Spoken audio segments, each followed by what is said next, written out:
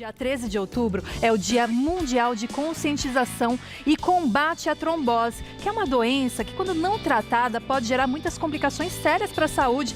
Por isso, para a gente entender melhor as causas, os principais tratamentos da trombose, vamos receber aqui o Dr. Márcio Steinbruch, com a gente, que é cirurgião vascular e angiologista. Seja muito bem-vindo, doutor. Muito Prazer obrigado. recebê-lo aqui.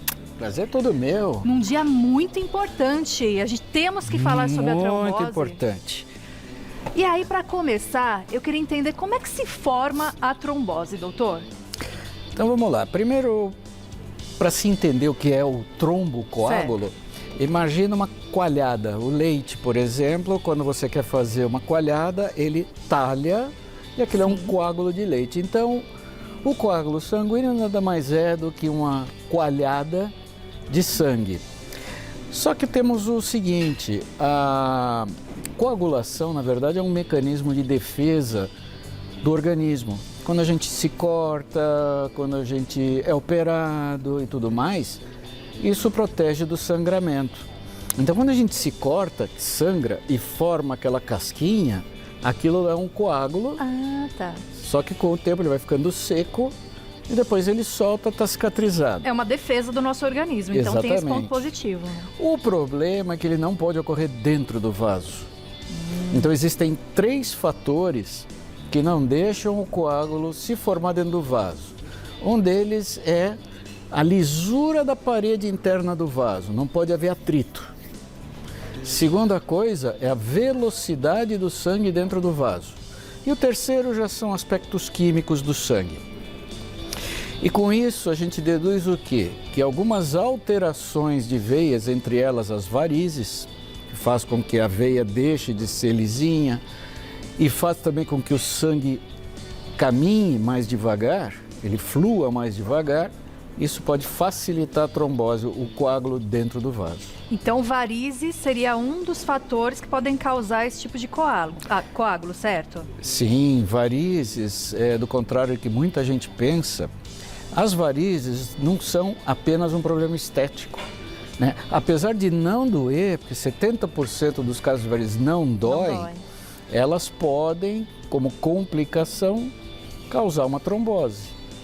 E aí, nesse caso, tem algum sintoma de algum coágulo? Por exemplo, eu tenho varizes acentuada, isso está gerando coágulos. Eu tenho como saber que isso está acontecendo?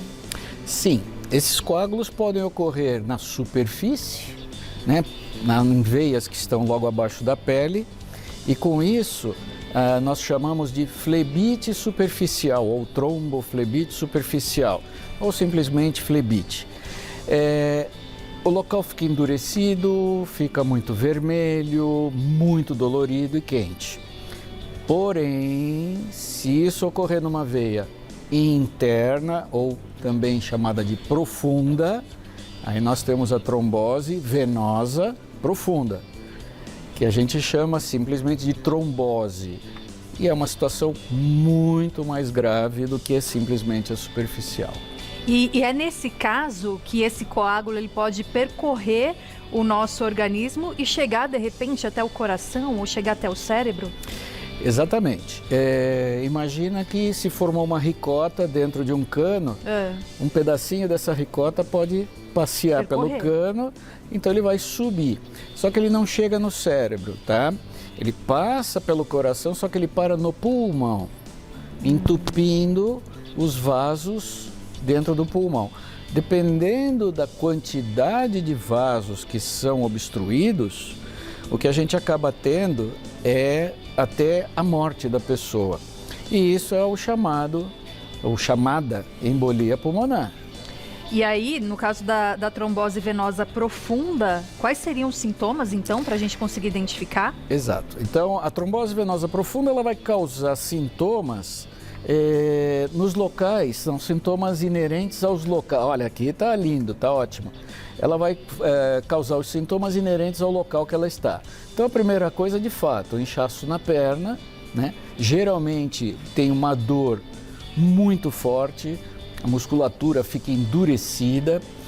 O calor e a vermelhidão local, elas vão acontecer dependendo da extensão do problema, o quanto do cano foi entupido. O endurecimento da veia foi o que eu falei, mas geralmente isso ocorre na superfície, internamente não tem como palpar. O cansaço e a sensação de peso nas pernas é algo mais crônico. Ele pode ser quem está anunciando a possível complicação. Porque pessoas que já tenham varizes ou alguma doença nas pernas, que tenham cansaço e sensação de peso, elas estão caminhando por uma complicação. As veias dilatadas e visíveis, quando ocorre realmente o entupimento de uma veia interna, o sangue tem que desviar para as veias externas. Então elas ficam maiores, podendo até piorar varizes, por exemplo, né? Agora, a falta de ar e dor no peito já são sintomas da embolia pulmonar. A falta de ar é muito comum em quem tem a embolia pulmonar e se ela for maciça, muito grande, a pessoa pode morrer e é uma sensação horrível, é como se estivesse morrendo afogado no seco. Nossa. E a dor no peito, às vezes simula até um infarto. Pode confundir, de repente, com um infarto. Pode, se confunde com infarto, às vezes com pneumonia. É interessante, tem que fazer o diagnóstico diferencial. Então, percebeu esses sintomas, ou alguns desses sintomas, dá tempo de correr para o médico, ou a pessoa tem pouco tempo até esse coágulo ir ao pulmão, que seria um caso mais grave? Na verdade, sim, teve os primeiros sintomas, o ideal é sair correndo e ir para um pronto-socorro, um pronto atendimento, porque a embolia pulmonar não avisa, entende? Então, às vezes, a trombose pode ocorrer naquele momento, porque veja bem, trombose é um problema agudo, entende? Ninguém tem trombose ou ameaço de trombose, isso não existe, tá? Que nem dizer ameaço de gravidez, não existe. Então, a trombose é uma situação aguda.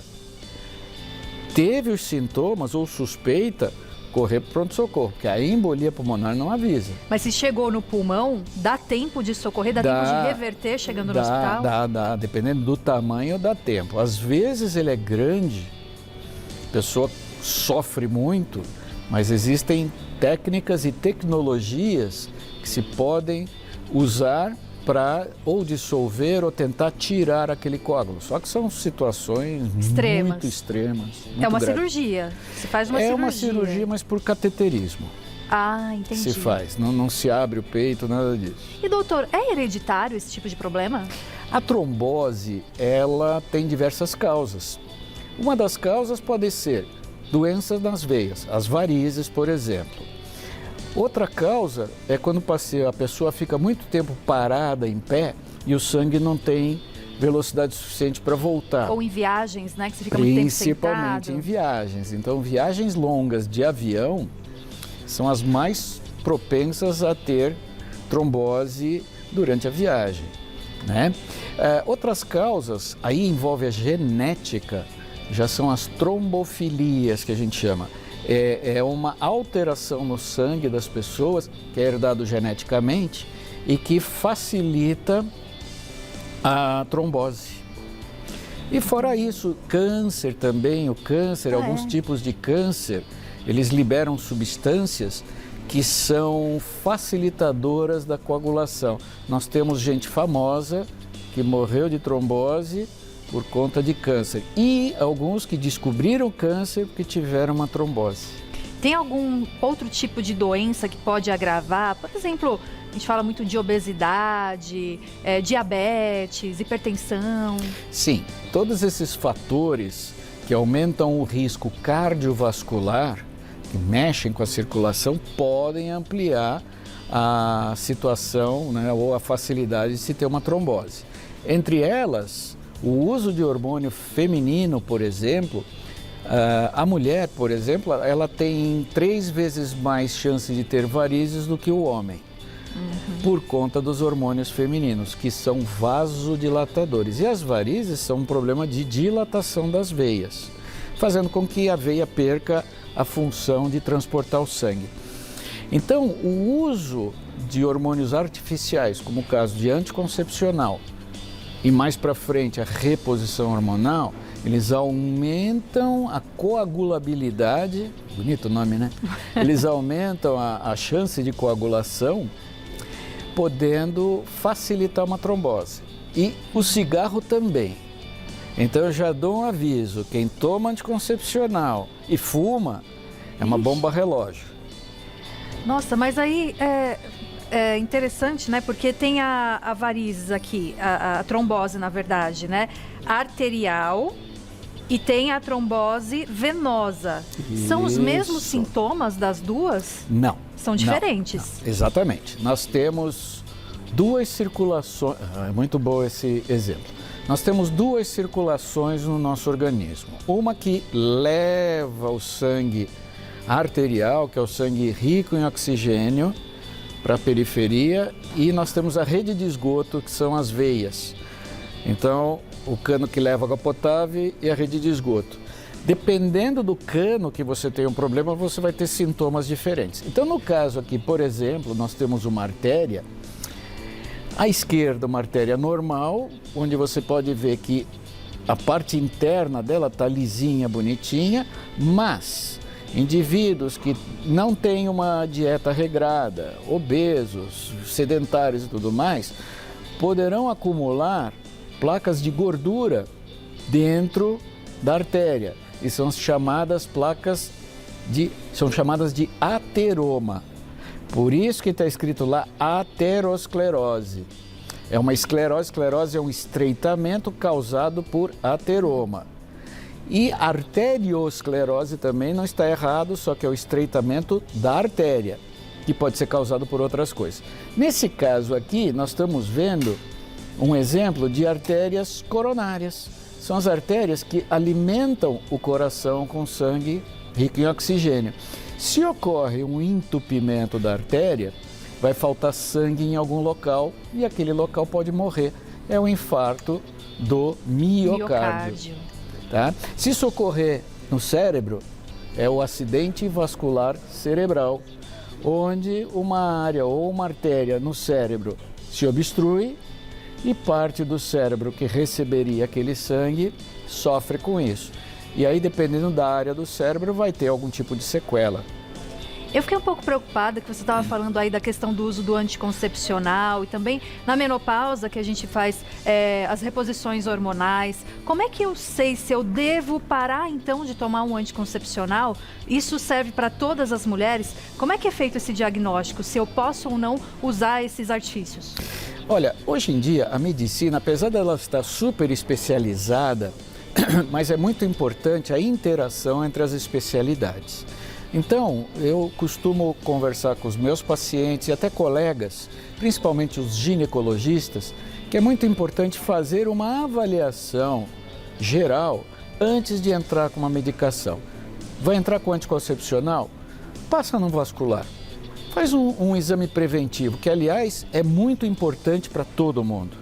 Né? Mesmo quem tenha só vasinhos, que acha que aquilo é só estético, aquilo pode estar escondendo problemas mais sérios. Entendi. Então, o ideal é, vai tomar anticoncepcional? Vou começar a tomar anticoncepcional. Visita um vascular, faz um exame geral, com um mapeamento com Doppler, né, com ultrassom, faz alguns testes de coagulação, vê se tem trombofilia e tudo mais. E a mesma coisa na reposição hormonal. Tudo isso também é feito no início de uma gestação.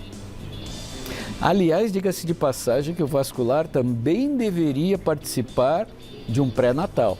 Olha, e nem sempre o vascular é procurado. Não, porque eu tenho certeza que nós vamos falar de meia elástica daqui a pouquinho. Agora? Vamos falar agora, eu tô vendo que tem umas meias aí do seu lado. Eu só estou vendo aqui a ilustração muito interessante, né? Que mostrava uma válvula, é como funciona as veias, como funcionam as veias. O sangue tem que subir contra a gravidade, né, das pernas. Certo. E a musculatura da panturrilha bombeia as veias. Isso é uma válvula. O sangue passa numa direção e não volta. Então, com isso, ele vai subindo. Só que quando ocorre a dilatação de uma veia, ou seja, varizes, aquela válvula se abre e não fecha mais. E aí podem acumular pedacinhos de coágulo e formar trombose ali, exatamente onde tem uma válvula doente. Olha só. Por isso que as varizes podem causar as varizes. As varizes podem causar as tromboses. Nossa, que interessante. Eu nunca tinha visto uma ilustração tão Isso é bem feita. fantástico. Agora eu entendi perfeitamente. Aí dizem que você tem que fazer aquele exercício para fortalecer a panturrilha. Maravilhoso. Faz todos os dias. O ideal é fazer bastante vezes, todos os dias. Tá. Agora um detalhe. Só levantar do chão já ajuda, mas o ideal é colocar o pé numa escada e alongar a panturrilha. Então, descer e subir. Muito bom. Isso é muito importante. Eu tô vendo, então, essas meias aí do seu lado. São as meias de compressão? Exatamente. Eu trouxe essas 3 meias elásticas para dar um exemplo sobre tipos de meias que existem. Certo. Qual é a função da meia? A função da meia, principalmente, é amplificar a função da panturrilha. Segundo, ela comprime as veias superficiais, fazendo com que o sangue se desvie para as veias mais internas. Então, num voo longo, por exemplo, é importante estar com a meia. Agora, todo mundo torce o nariz quando se fala em meia elástica. E eu costumo dizer o quê? Hoje em dia existem meias ultramodernas. Essa daqui, por exemplo, é uma meia feminina. Só que essa é a 3/4, mas ela pode ser 7/8. Essa é preta, como poderia ter outras coisas. O bacana de ver aqui é que o tecido, ele é fininho. Então ele dá uma torneada na perna que ela acaba ficando bonita. Até ajuda esteticamente? Até ajuda esteticamente. O tecido é um tecido com microfibra. Tá? Não estou fazendo propaganda da marca, tá? É um tecido com microfibra, não esquenta e é super confortável, né? Essa é uma feminina. Para vocês verem agora, vamos ver se a gente consegue um zoom. Essa é uma meia masculina. Tá. Olha os detalhes de desenho, tudo mais. Parece aqueles meião de futebol? Lembra. Lembra um pouco? Lembra. Mas essa é uma meia super estética e confortável. Ela tem um tecido gostoso. Agora, hoje em dia, está se usando muito no esporte a meia elástica esportiva, porque ela dá um reforço à função da panturrilha.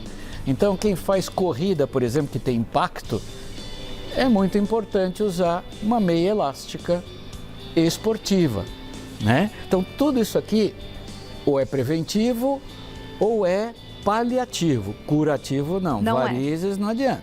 Tem que tratar. Agora, meia elástica. Todo mundo, né, a maioria gosta de se automedicar, né? Então a pessoa vai na farmácia. Ô, seu José, por favor, o senhor pode me vender uma meia daquela marca? Eu quero a média compressão. Ah, claro, qual é o seu tamanho de sapato? Ah, eu calço 37.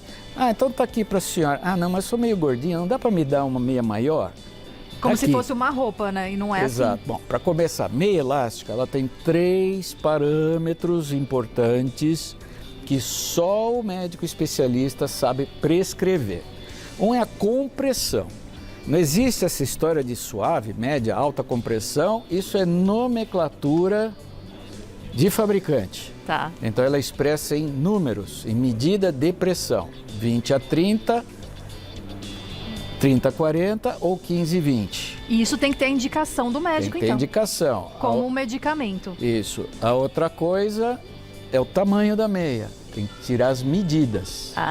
E a altura da meia. Individual. Que pode ser até o joelho, até a coxa. Então hoje não tem desculpa para não usar meia. Mas tem que consultar o médico sempre. Sempre. Doutor, eu agradeço muito sua presença aqui. Obrigada. Que aula, que aula. É pena que o tempo é curto. Mas deu pra gente entender bastante coisa. E acho que é um alerta também, a partir da nossa conversa, para as pessoas irem atrás de informações. Sim. Procurarem seus médicos, né? Muito obrigada mais uma vez. Eu que agradeço. Volte sempre. E quaisquer dúvidas, minha rede social eu costumo eu mesmo responder a todo mundo. Olha que maravilha, que é o @livredevarizes, é isso? Isso, tudo junto. Livre de Varizes, o Instagram e o site também, livredevarizes.com.br. Muito bom, doutor. Tá bom? Até a próxima. Muito obrigada. Imagina, eu que agradeço.